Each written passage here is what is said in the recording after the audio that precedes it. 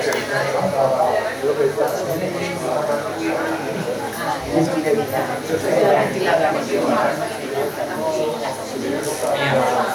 ¿qué tal? Buenas tardes. Bienvenidos a la edición número 38, lo digo así, no la 38ª, porque es otra lengua, de Científicos en el Par. Gracias por venir en este día tan caluroso a este local que, aunque con muy buenas fiestas con ventiladores, vamos a sufrir un poquito el calor.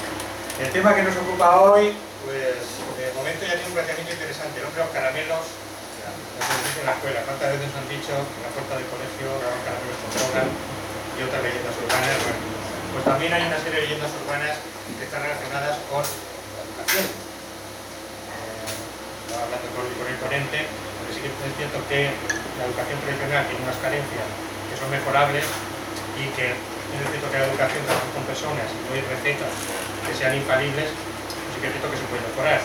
Pero eso ha dejado abierta la puerta a un montón de métodos revolucionarios o New Age que también tienen mucho de leyenda urbana y muy poco de consistencia científica. Y para hablarnos de todos estos temas, el primer Científicos en el Par, que tiene un tráiler en la página web, eso es un logro. Para hablar de estos temas tenemos aquí a Albert Reverter, él es profesor, o sea que sabe perfectamente de lo que está hablando, y además tiene un blog, un podcast, también, que viene un programa de radio que es el Efecto McCuffin, que habla de todos los temas.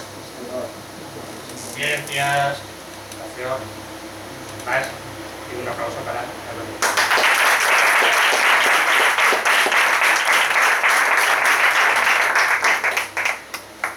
Buenas tardes, ¿se me oye más o menos? He cogido el aparato de la maestra de educación física de mi escuela. Solo lo utilizo para hablar con los niños. Es mi primera charla escéptica. Estoy muy acostumbrado a hablar con público, pero suele ser un público un poquito más pequeño que este, aunque igual de intranquilizante para el ponente. Os imagináis niños de 8, 9, 10 años que hay que tener pues un poco así, con los ojos, las orejas y súper preparados y atentos a cualquier explicación. Entonces, si me lo permitéis, hoy voy a tomarme esta charla como si estuviese en el aula, ¿vale? Para estar yo más cómodo y vosotros pues intentar volver a vuestra infancia, que espero que fuese lo más provechosa posible en cuestiones de escuela, aunque seguro que van a salir muchos detalles y muchas cuestiones que sufristeis en esa escuela. ¿De acuerdo? Hoy vamos a hablar, como bien han dicho, de la pseudociencia en la escuela. Un tema que no me esperaba yo que fuese tan selvático, lo que me he ido encontrando a medida que he ido buscando información sobre eso. Quiero dar las gracias personalmente a Juan Soler cuando me propuso hacer la charla, porque me ha servido para reflexionar sobre mi propia profesión y la verdad me ha ayudado mucho, aunque también me ha dejado con más dudas que certezas. Para empezar, pues, y para romper un poquito el hielo, vamos a ver si funciona el ratón.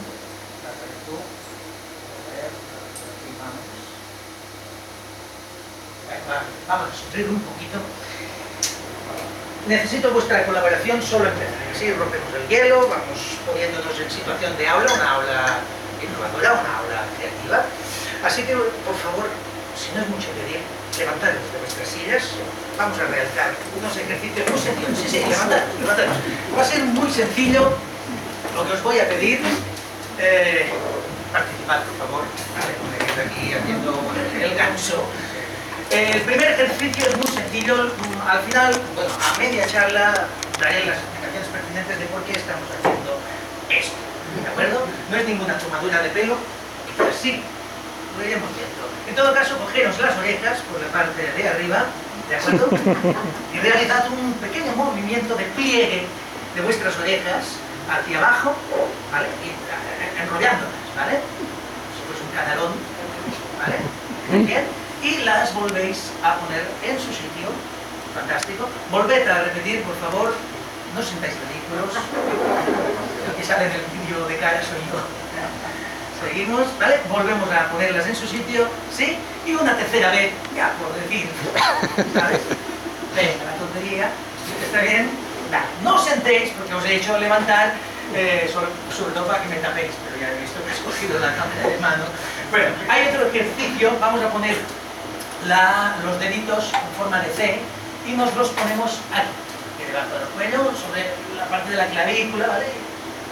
Estamos aquí y la otra mano encima de la barriga y vamos a hacer círculos con, ¿de acuerdo? ¿Sí? Y ahora cambiamos la mano haciendo lo mismo. ¿Vale? Y ahora ya es más difícil todavía. Atención, que esto ya es Eva Nasar. Tenéis que simplemente con la rodilla izquierda tocar el codo derecho, ¿de acuerdo? Así y así. Así, así. Cuando te me rompas, cuidado ahí, ¿vale?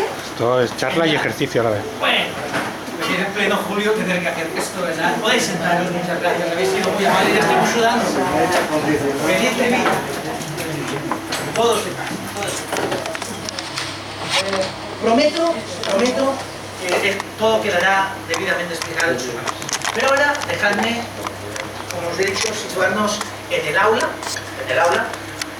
cuando eras más pequeños, y voy a explicaros un pequeño cuento. Recuerda, este cuento se llama El hombre de los caramelos.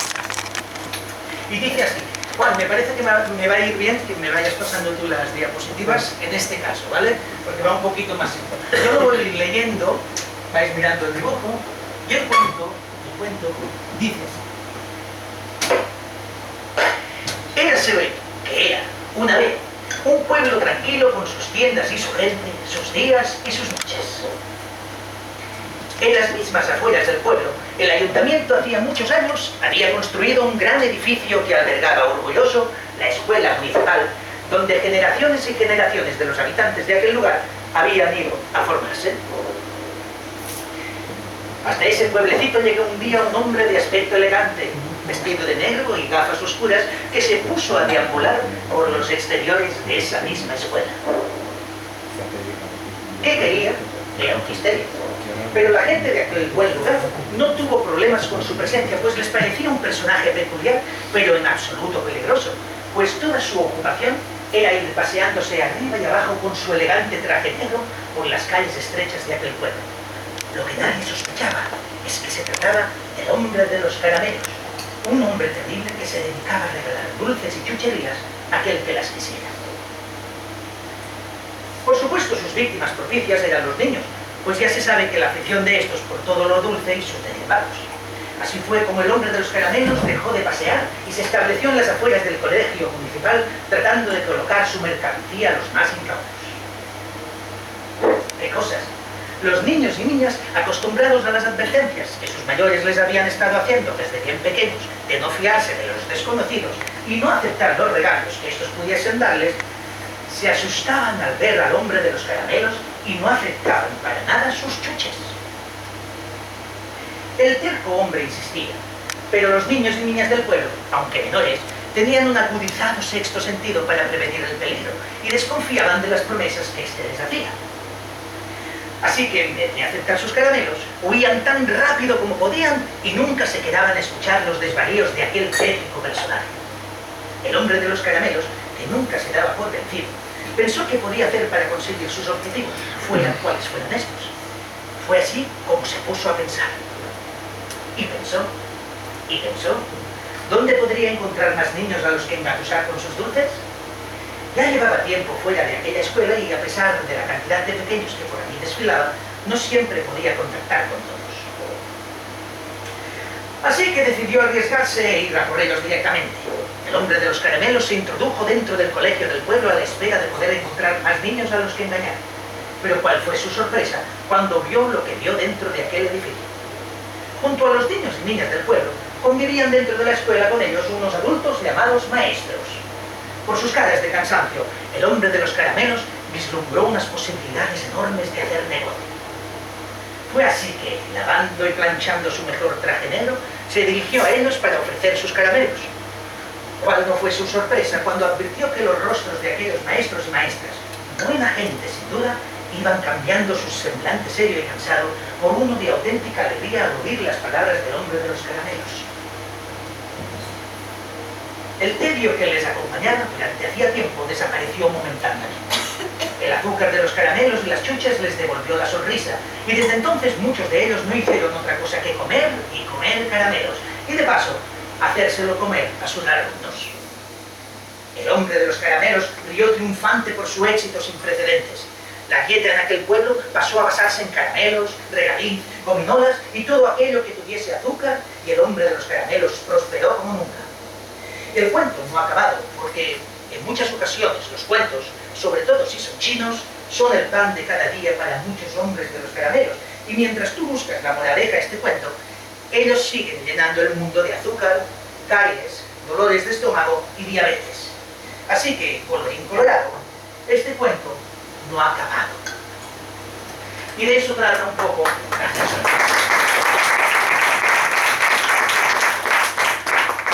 De eso trata un poco, como he dicho, la charla de hoy. De estos caramelos, de esta promesa de Dulcelandia, de Disneylandia, que se nos da desde muchas metodologías, digamos, innovadoras. Pero no quiero atacar a los maestros innovadores. Yo me considero uno. Yo intento hacer cosas siempre nuevas. Y quiero empezar por la primera pseudociencia que ha estado en la escuela, que es...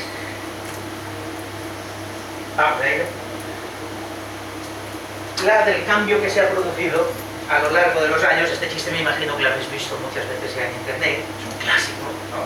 Los padres riñendo al niño en el 69, quejándose de las malas notas de su hijo, y los padres riñendo a la maestra unos cuantos años después, en el 2009, por las malas notas. Algo ha cambiado aquí, algo ha cambiado. Sin duda, para mí, lo que ha cambiado es la percepción que tenemos de la figura del maestro en la escuela.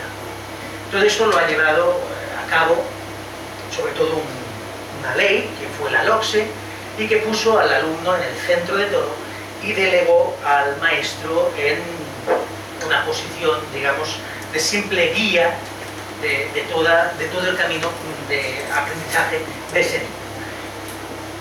Pero es absolutamente imprescindible hablar, como primera pseudociencia, algunos aspectos de él, cuando quieras, Juan, del docente antidocente. Lo he descubierto personalmente a lo largo de los años, hasta qué punto hemos llegado a odiar o a tener manía a los maestros como figura. Fijaos hasta qué punto ha llegado que hasta muchos propios maestros, que son maestros y trabajan de maestros, odian la profesión, odian la escuela como tal. Y así funcionan, criticando todo el día, queriendo, como quien dice, dinamitar la escuela, que la escuela no sirve para nada, que los niños no aprenden nada en la escuela. Es un personaje, para mí, triste, porque suele primero en criticar la escuela, pero no en quererla cargar. Creo que la escuela tiene muchas cosas positivas y hay que intentar separar el grano de la paja, ¿de acuerdo? Este docente antidocente, esta figura de docente antidocente, dice que todo lo que el niño aprende de bueno lo hace fuera de la escuela, que la función del docente es inútil, que solo adoctrinamos, que la escuela solo lava los cerebros. Y esto no lo tenemos solo fuera de la sociedad, lo tenemos también dentro de la escuela. Cierto es, afortunadamente, que es una minoría, pero ¿en qué profesión se da? ¿En qué profesión se da el hecho de que alguien odie su propia profesión en ese sentido? Imaginaos un médico que diga, hay médicos que pueden criticar a otros médicos, lógicamente, pero imaginaos un médico que diga, la medicina no sirve para nada. Los hospitales no sirven para nada. Ir a una consulta no sirve para nada. Es absurdo. Hay algún que otro maestro que vive de eso, colocado en esa posición. Para mí es una figura triste, porque lo que tenemos que hacer es luchar por reformar la escuela, no por dinamitarla. Y en ese sentido creo que es importante, quería destacarlo primero que nada, por ese papel tan triste que tenemos. Juan, si me puedes pasar la siguiente, por favor. Sí. más, hay gracias. Fijaos, antes de llegar a la pseudociencia en la escuela, he tenido que plantear, porque me he encontrado tantas posiciones diferentes, para qué sirve la escuela. Según el método tradicional, básicamente, la escuela servía para esto, ¿de acuerdo? Básicamente. Y esta, ¿de acuerdo? Pero el método tradicional, el de cuando éramos pequeños, para nada hablaba de nuestra autoestima, para nada hablaba de valores. Se trataba de venir, sentarnos y tragar todo lo que se vea, ¿de acuerdo?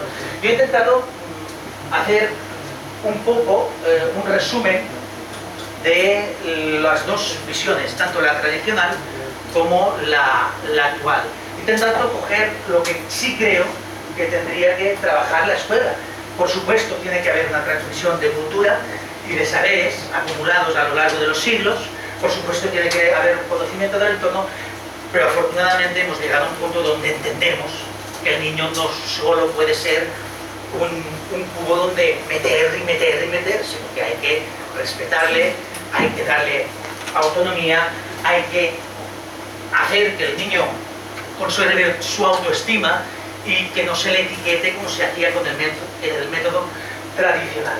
Un método tradicional que creo que todos, más o menos, hemos tenido y hemos, en algunos casos, sufrido. Un método tradicional basado en un enfoque enciclopédico, como he dicho, vas a clase y durante 5 horas el maestro, y el niño, le guste o no le guste. Aquí el maestro es el jefe, es el rey absoluto, ¿de acuerdo? El alumno se le tiene como una página en blanco, un simple oyente que se dedica a escuchar amablemente. Imaginaos lo que es para nosotros si esta charla durase 5 horas, con cervecita, ventilador, ¿de acuerdo? Y algún cuento que otro, pues imaginaos lo que es para un niño más pequeño tener que estar en clase escuchando un maestro que esté dando. Bueno, lo hemos sufrido, yo creo que lo hemos sufrido más de uno aquí, ¿de acuerdo? Esta, ya la sabéis, ¿no? La típica que siempre se ha criticado el método tradicional. Solo se les enseña a memorizar, sin que entiendan nada. Cierto, era así, no había comprensión, era un vomitar en el examen y punto. Y por supuesto, si tenemos un maestro absolutista y un alumno absolutamente callado y que tiene que hacer todo lo que el maestro diga, lo que tenemos no es autoridad, es autoritarismo. Por tanto, me parecía importante señalar, antes de entrar en las nuevas pedagogías, de lo que vamos a hablar hoy un poco, criticar lo que es el método tradicional, porque tiene muchos aspectos que no son ni mucho menos pedagógicos y que científicamente no se sostienen por ningún lado. Aunque por supuesto, hay otros aspectos de él que sí merecen ser rescatados y algunos reivindicados. Aquí hay una sencilla comparación entre lo que es la escuela tradicional y lo que sería la escuela nueva. Ya veis todo lo que hemos dicho de qué se basaba lo tradicional y cómo la escuela nueva ha intentado cambiar ese enfoque. Yo creo que ha sido un intento fantástico y creo que ha conseguido en muchos casos replantearnos muchas cosas que han servido. Pero hay en ese hueco, en esa crítica al método tradicional que era absolutamente indispensable, se han colado los de siempre.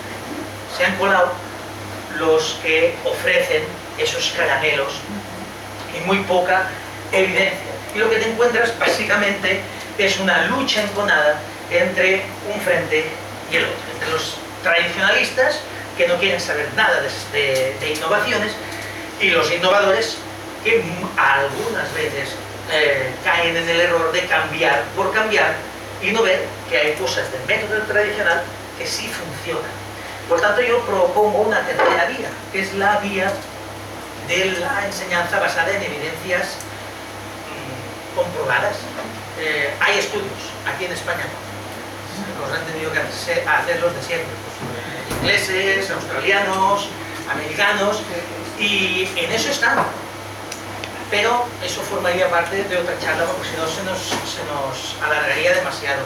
Por tanto, hoy solo quiero centrarme en estas en esas pseudociencias. Empezamos con la primera de ellas. Empiezo por la más difícil. La más difícil porque es la que está de moda, es la que está arrasando, es la que tiene más buena prensa, es la que le gusta a un montón de gente. Y es pseudociencia. Os presento a Howard Gardner.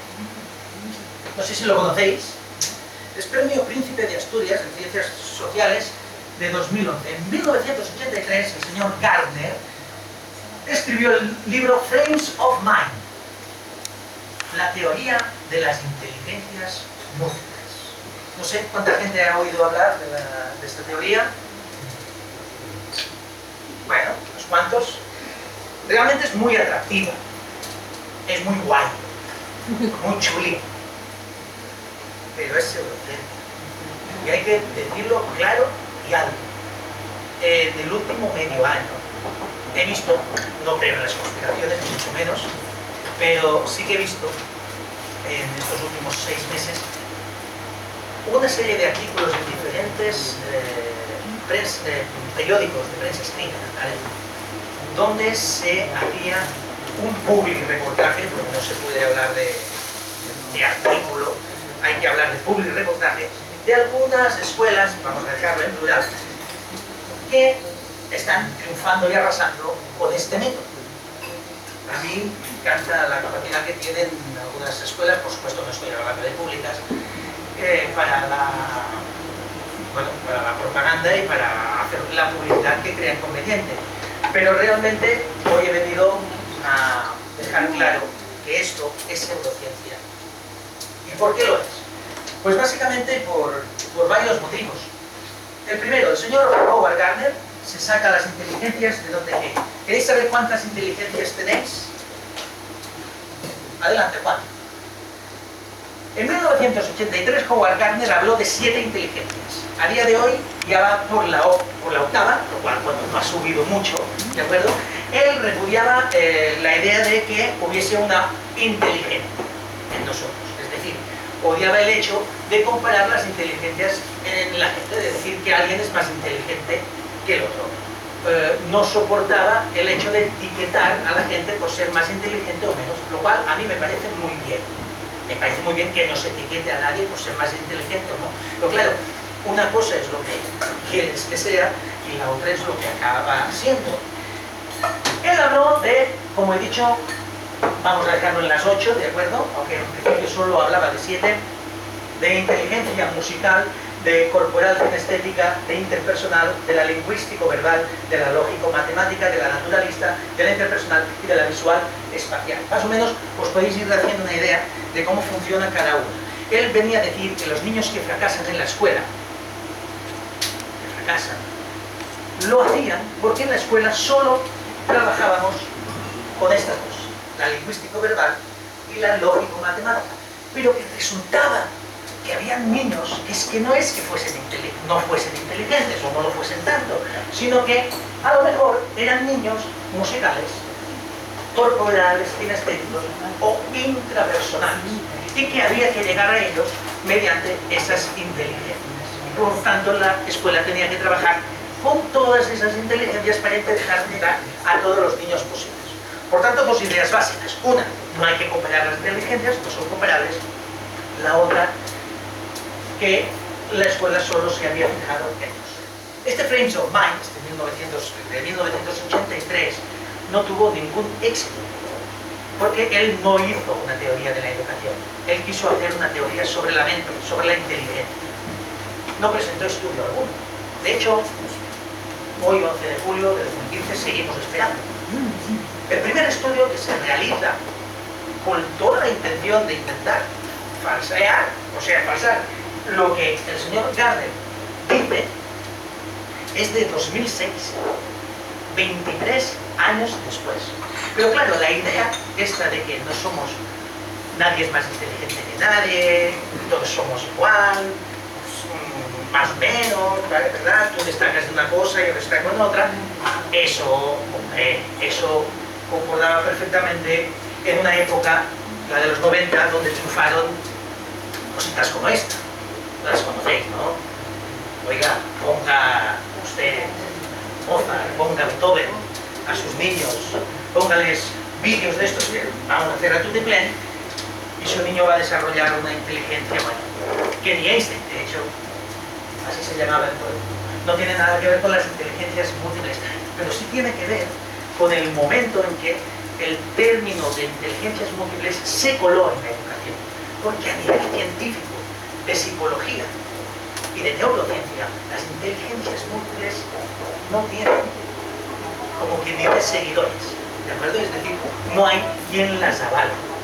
Y el estudio que se realizó en 2006 dejó claras dos cosas. Una, que no hay inteligencias múltiples, y dos, que sí había una inteligencia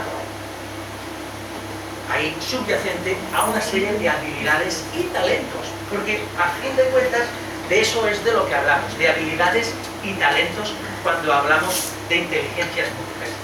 Señor Gardner, se le preguntó, ¿no cree que esto de ser inteligentemente musical no tiene algo más que ver con una habilidad o un talento que el concepto de inteligencia?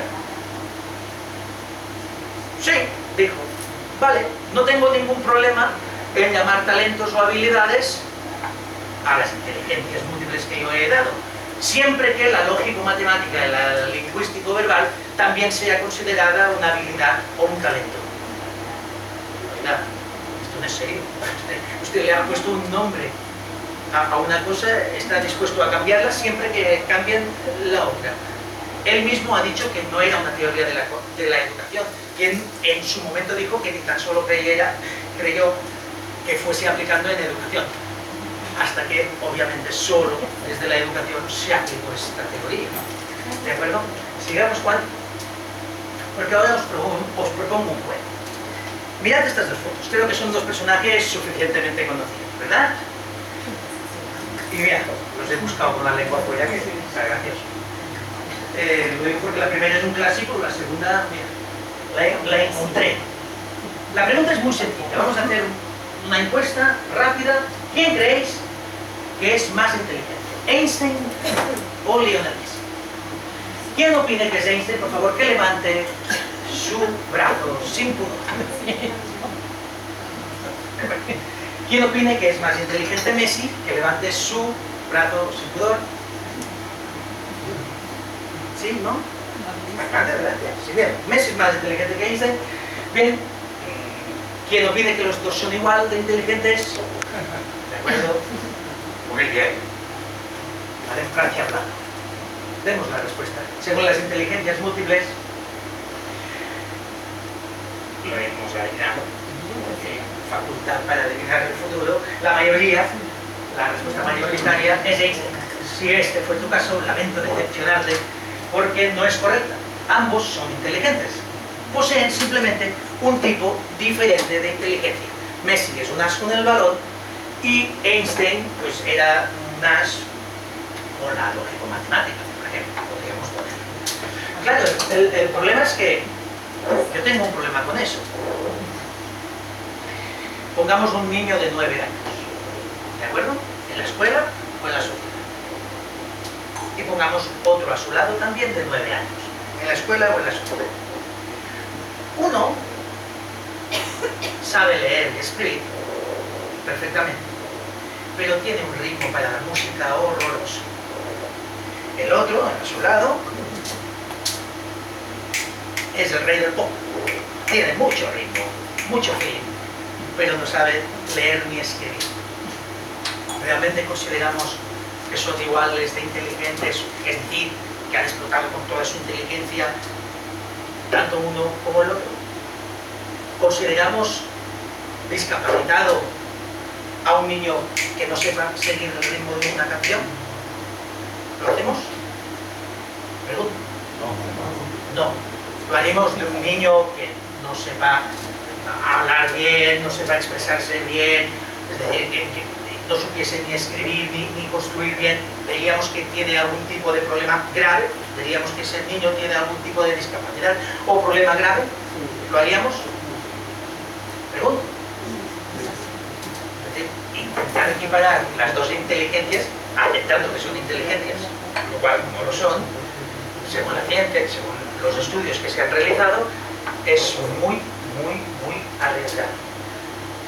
Pero claro, Si la cuestión era no etiquetar y no comparar y no considerar a nadie más inteligente, y como soy un poco tocapelotas, he buscado dos ejemplos más. El segundo vuelve a ser nuestro crack preferido, Lionel Messi. El primero es el jugador que más nervioso me ha puesto nunca mirando un partido de fútbol. Lo he buscado expresamente porque nadie me ha puesto más nervioso que él. ¿Os acordáis de él? ¿Alguien? Julio Salinas, sí señor, delantero del Barça, del Dream Team, en los tiempos de Cruyff. Si nos ponemos a comparar, tendríamos que decir primero que nada que los dos son inteligentes estéticamente, ¿de acuerdo? Tienen una inteligencia física pues por encima de la que tenemos, me imagino, la mayoría de aquí. Pero claro, si los comparo, ¿quién consideraría que es más inteligente Salinas que Messi? ¿Alguien? ¿Más Messi que Salinas? Si hablamos en términos de inteligencias múltiples, tendríamos que decir, y volveríamos al punto de partida, que hay incluso las mismas inteligencias, gente más inteligente que otra. Bueno, si alguien es fan de Salinas, pues no, que me perdone, pero me imagino que todos coinciden. En nuestro equipo preferiríamos a Messi que a Salinas, yo por lo menos. Vale, Juan, seguimos. Eran las evidencias, como he dicho, de las inteligencias múltiples. Es una teoría no falsable, falta de evidencia empírica. Se la sacó Gardner, lo ha dicho. Por cierto, otra pregunta que hice a Gardner. ¿Cómo es si no podemos considerar a eso inteligencias? ¿Por qué llamó usted teoría de las inteligencias múltiples a su teoría? La respuesta de Gardner fue porque si le hubiese llamado teoría de las habilidades múltiples, nadie se hubiese fijado en el libro. La razón de Gardner para llamar inteligencias múltiples a sus inteligencias múltiples era que tenía claro que el concepto de inteligencias era mucho más llamativo a nivel comercial, pero no había ninguna razón científica, ni adecuada ni de peso, para llamarles inteligencias múltiples a eso. Él reconoció que son por intuición de su autor y por tanto él se sacó estas de la manga porque así lo consideró. No son testables. ¿Cómo hacemos un test cada uno para saber en qué inteligencia destacas tú, en cuál tú, o en cuáles? Pueden ser 2 o 3. Hay muchos tests, pero ninguno ha demostrado ningún tipo de capacidad de análisis real de la inteligencia, de la supuesta inteligencia que tenemos cada uno de nosotros dentro. Niega la existencia de una inteligencia general, cosa que la ciencia a día de hoy, y a pesar de que aún no se han puesto de acuerdo los científicos en definir qué es inteligencia, no se han puesto de acuerdo, pero niega la existencia de una inteligencia general que a día de hoy es lo que tiene una gran parte del consenso. Y, por supuesto, hablamos de inteligencias o estamos hablando de habilidades. No es menor, no es menor la cuestión. Para que veáis, he hecho 2 tests. Este es mi test de inteligencias múltiples, ¿de acuerdo? He hecho 2 para ver cómo me salía, si coincidía. Voy a empezar por lo bueno. No se lee bien, ¿de acuerdo? Lo siento, no se ve bien. Os puedo decir que lo único que coincide es en decir que física y kinestésicamente soy un desastre, ¿de acuerdo? Es decir, tanto esta como esta es la kinestética y por tanto es la que menos puntuación me ha dado. En cambio, las otras no coinciden.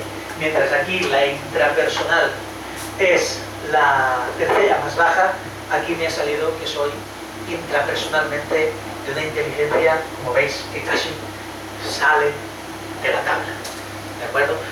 Es decir, es muy poco serio. Una de las preguntas es, ¿vas tarareando por la calle? ¿Vas tarareando por la calle? ¿Sí? No. Sí, inteligente musical. No, no inteligente musical. Esas son preguntas del test. Y eso es sobre lo que se apoya mucho. Pero imaginemos que hacemos este test, lo hacemos en clase, ¿de acuerdo? Y cada uno sale que hay 5 destacados en musical, hay 5 destacados en cinestética, hay 5 destacados en lógico-matemática. Como maestro, ¿qué hago? ¿Qué hago? Os separo, pongo a los lógicos-matemáticos en una clase, a los cinestéticos en otra, más bien en el patio, para correr, os pongo a los musicales en otra, ¿lo hago así? Evidentemente no. Vale, os tengo a todos mezclados, como debe ser. Una vez mezclados, ¿qué hago? Tú que eres musical, por ejemplo, te hago ejercicios de lógico-matemática que no te sepan nada ya, como hacíamos antes, ¿no? Volvemos al punto de partida, pero si lo hacemos al revés, si él es bueno en lógico-matemática y le pongo a hacer música, tampoco se le da bien. Tengo el mismo problema que tenía al principio. ¿Qué hago? La solución es que tengo que hacer un poco de todo. Oigan, para llegar ahí no hacía falta escribir esa teoría. Cualquier maestro a día de hoy que entre en un aula tiene que diversificar, tiene que hacer cosas diferentes.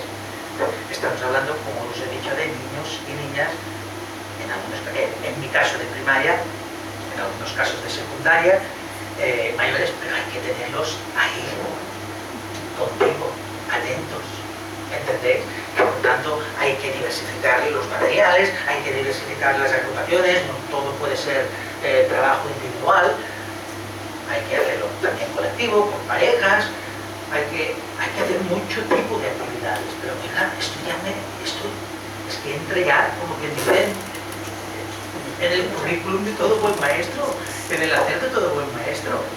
Un maestro que solo hace libro de texto y libreta, libro de texto y libreta, explicación, libro de texto y libreta, oiga, no digo que en edades avanzadas, que son, pueden ser, ya estamos, pero por pequeños hacer eso, mira, no hace falta montar todo esto para decirme que tengo que diversificar, ya lo sabemos, pero eso tiene más que ver con la motivación, que eso sí que es un fuerte y demostrado punto de energía para funcionar en el niño, para que esté atento y tenga ganas de aprender, que otra cosa. Y mirad, fijaros lo que es una intervención basada en inteligencias múltiples. La he cogido de una escuela para alumnos de quinto de primaria con dificultades de lectura. Por ir rapidísimo, fijaros cómo la inteligencia verbal se basa en que resuman, parafraseen y activen conocimientos previos. La lógico-matemática es lo que ellos dicen, contestar y justificar respuestas. La visual es usar imágenes para aprender nuevo vocabulario. La interpersonal es trabajo cooperativo. Y la intrapersonal es hacer trabajo individual, es decir, con una ficha, ir haciendo su ficha o su libro y su libreta. ¿Alguien no ha hecho algo de todo esto con el método tradicional? Pregunta. Básicamente, quizás lo de activar conocimientos previos es de lo más modernillo que hay ahora, ¿vale? Entonces no se consideraba, porque se consideraba al niño una hoja en blanco, pero ahora ya. Todo esto, vuelvo a decir, que es el pan nuestro de cada día de cualquier maestro. Póngale la etiqueta delante que usted quiera. Esto ya existía antes de que usted viniese a hacerme esto. Por tanto, lo único que está usted es vendiendo un producto sin base científica y que no hay por dónde cogerlo. Y claro, cuando hablamos de intuición, cuando me saco las inteligencias de donde a mí me da la gana, pues ¿qué pasa? Que quien te lo coge y te lo compra se pone en plan también creativo.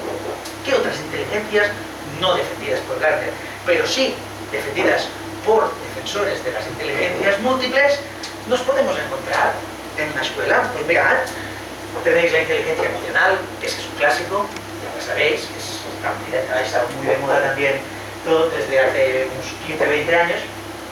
Inteligencia creativa, vale, llámale así. Inteligencia espiritual, esta tenemos mucha, ¿verdad?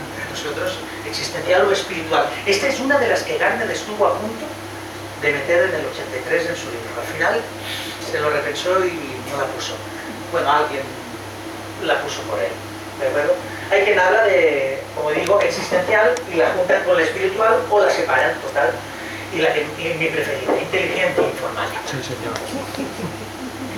Galileo era un forenco de inteligencia informática. Muy inútil. De verdad. Claro, si ya consideramos la inteligencia informática como una inteligencia, pues en breve nos vamos a encontrar en la web alguien que haga la comparación de Newton con su perro Charlie y diga cuál de los dos es más inteligente. Y tendremos que decir pues los dos igual o algo así. No sé a dónde vamos a llegar. Obviamente es una reducción al absurdo, pero es absolutamente imprescindible que tengamos claro que eso ya es llevar las cosas excesivamente lejos. Luego si hay algún... Que conste que la comparación de Messi y Einstein no la hago yo, la hacen los defensores de las inteligencias múltiples para, como quien dice, entrar, de acuerdo, a los que no hayan oído de ellas, y es una comparación que la encontráis en la web 1000 veces repetida. La pregunta de quién es más inteligente, Albert Einstein o Messi, responde Einstein, que así te dejaré mal. Las inteligencias múltiples no dejan que nadie sea más inteligente que otro. Si así es, como maestro, como padre y como persona, yo digo, ¿y qué pasa? Cualquiera que haya sido maestro tiene claro que la inteligencia es, al final, un 10% en la ecuación del resultado total. Le hemos dado demasiada importancia a la inteligencia. Al final, si hacemos aquí un test de inteligencia más o menos así normal y más o menos, aunque puede ser criticable en muchos aspectos, más o menos formal, nos vamos a encontrar que la mayoría tenemos una inteligencia pues normalilla, pues del montón, pues unos un poquito más, pero que la mayor parte de la gente está dentro de la media. Y no hay que asustarse por eso. Porque el esfuerzo, la motivación, el trabajo de esos niños sí que va a marcar la diferencia. Su inteligencia, bueno, es un buen comienzo, ¿vale?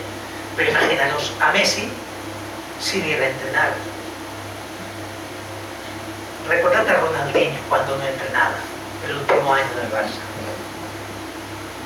Un tío genial, un jugador espectacular, pero que se estuvo, como quien dice, los 2 últimos años aquí en Can Barça tumbado a la Bartola. Sin esfuerzo, sin trabajo, esa inteligencia, o ese don, o esa habilidad, o ese talento, dile lo que quieras, no sirve de nada. ¿De acuerdo? Esto es un poco lo que yo quería decir de las inteligencias múltiples hoy. Nos quedan 2 cosillas más. Sí. Perdón, que no se puede nada a hacer las preguntas.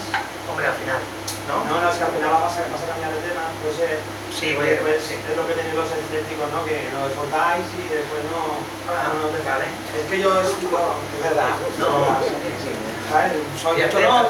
Los demás... Perdona, los escépticos no en general en todas las charlas las preguntas son al final. No es que sean los escépticos, es una cosa general de todo el mundo. No, deja, sí. Es que yo soy inteligente múltiple. Yo contesté que cantaba en la ducha en el test. Sí. Y tengo inteligencia musical y un poco de espiritual.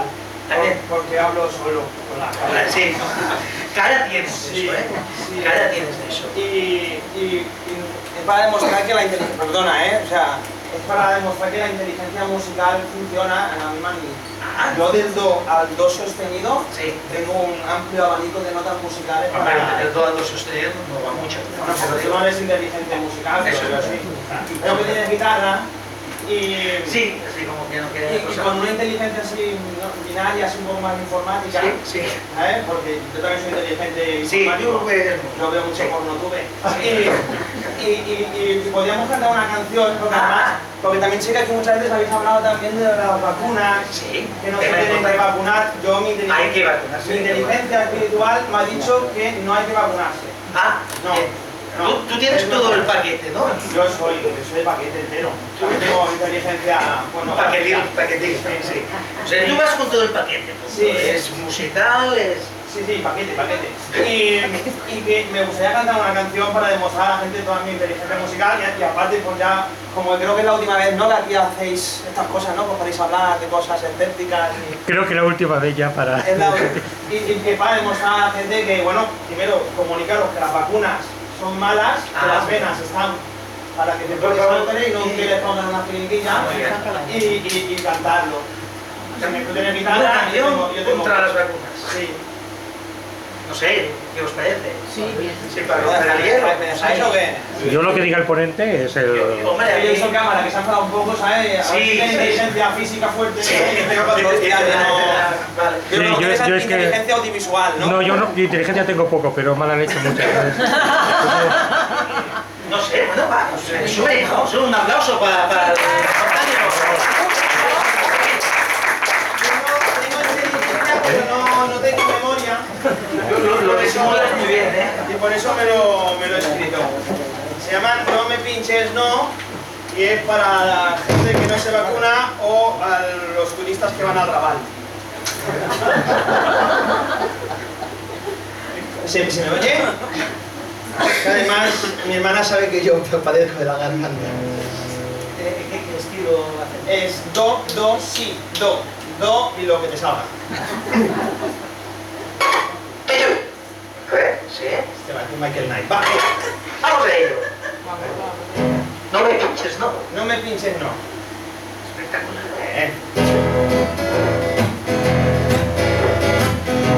Está bien así. Perfecto, lo que estaba pensando. Tenemos inteligencias múltiples dos. Nací en marzo del 87, vajilla, teta, biberón y un chupete.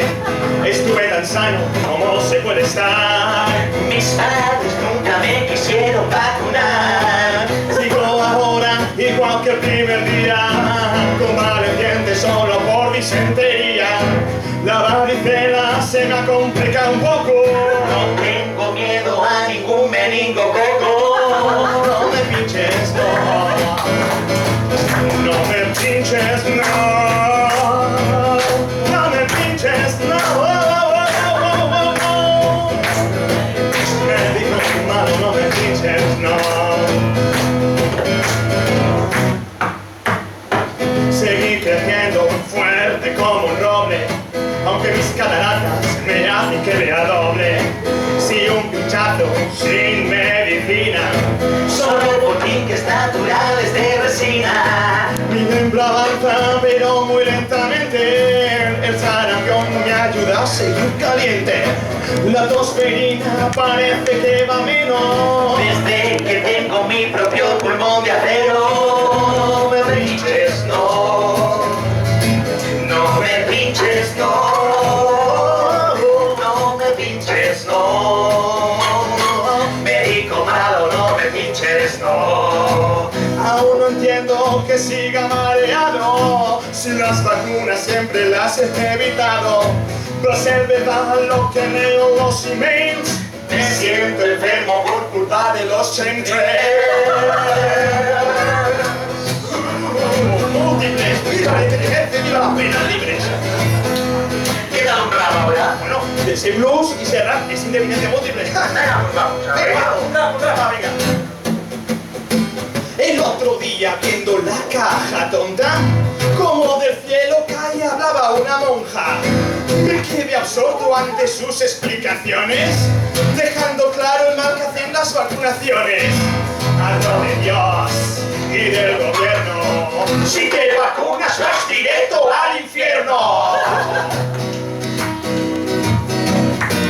Me queda un poco un brazo, media pierna. ¿Qué coño sabrá la medicina moderna? Mi sanador me ha dicho algo, no lo escuché, mi sordera no me ha dejado. No me pinches, no. No me pinches, no. No me pinches, no. ¿Qué te he dicho que no? ¿Qué te he dicho que no te pinches? No me pinches, no te pinches, no. Médico malo, no te pinches, no. No te pinches, no. ¡Venga, vamos! ¡No te pinches, no! ¡Venga, arriba las venas, dejadlas libres! No te pinches, no. ¡Que no hay trimbinos ni jeringuillas! Médico malo, no te pinches, ¡No!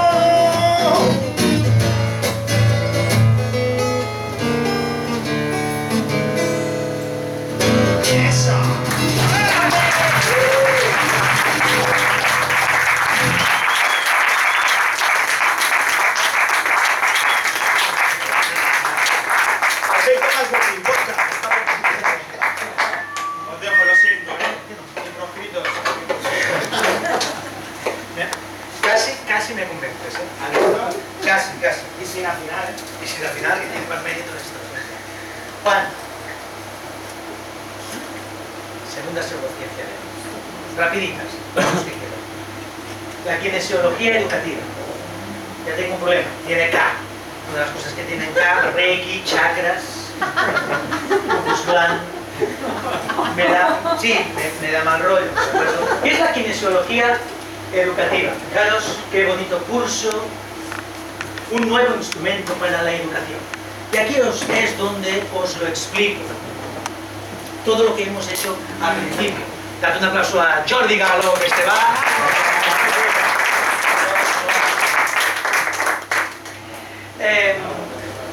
Lo dicho, todo lo que hemos hecho al principio, aquellos ejercicios, ¿verdad? Eso forma parte de la kinesiología educativa. Con estos ejercicios se pretende, según sus inventores, hacer que los niños mejoren en comprensión, en cálculo mental, bueno, en todo lo que se os pueda ocurrir dentro de un aula. Todo se basa en entrenar el cerebro y conectar el cerebro con todo lo que hay de él al resto del cuerpo. ¿De acuerdo? ¿Cómo ha funcionado? Tendríais que decirlo vosotros. Los tres principios básicos es: el aprendizaje es una actividad agradable y natural que se da a lo largo de toda la vida. Podemos estar de acuerdo. El bloqueo del aprendizaje del estudiante es causado por la incapacidad de hacer frente a la ansiedad y el estrés derivados de una tarea que se percibe como muy difícil. Bueno, ese puede ser una razón para el bloqueo, una de muchas. Y estamos todos más o menos bloqueados por lo que el aprendizaje se refiere, ya que todos hemos aprendido a no movernos. Ahí. Y hemos llegado a una conclusión que no sé yo de dónde la sacan. Vamos a ver los simpáticos movimientos del Brain Gym. Esto es sobre lo que se basa la kinesiología educativa. Brain Gym. TC. Me parece que sí, lo ponéis aquí, es marca registrada. ¿De acuerdo? No se puede realizar en la escuela así, de forma pirata. Hay que pagar. Son 26 movimientos, 3 de los cuales habéis realizado hoy. ¿De acuerdo? ¿Os suena el... este? ¿De acuerdo? Botones cerebrales. El cross crawl, ¿de acuerdo? Este de ir tocándose el codo, y el de las olletas. Bien, todo esto